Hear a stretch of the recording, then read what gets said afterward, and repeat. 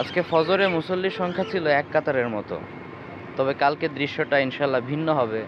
কালকে মসজিদ ভরপুর হয়ে যাবে, লোকে লোকারণ্য হয়ে যাবে, যেহেতু আজকে থেকে রমজান স্টার্ট হবে ইনশাআল্লাহ। তো শুরুর দিকে আসলে অনেক হাইপ থাকে, তবে কয়েকদিন পর যেই লাও সেই কদু। আসলে সবচেয়ে বেশি কষ্টের বিষয় হচ্ছে ঈদের দিন ফজরের নামাজের দৃশ্যটা দেখলে আমার কান্না আসে, কলিজাটা ফেটে যায়। যে একটা মাস আসলে আমরা কি ট্রেনিং নিলাম, রমজান শেষ হতে না হতেই ফজরের দৃশ্য আবার আগের মতো। বরং মাঝে মাঝে দেখা যায় যে ঈদের দিনের ফজরের দৃশ্যটা অন্যান্য ফজরের চেয়েও খারাপ।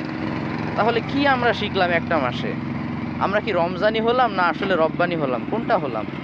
আরবের শায়েখরা বলে, কুন রব্বানিয়ান ওয়ালা তাকুন রমাদানিয়ান। তোমরা রব্বানি হও, রমজানি হও না। কারণ রমজান এটা আসবে আবার যাবে, কিন্তু এবাদতের দায়িত্ব সব সময় তোমার উপর বহাল থাকবে।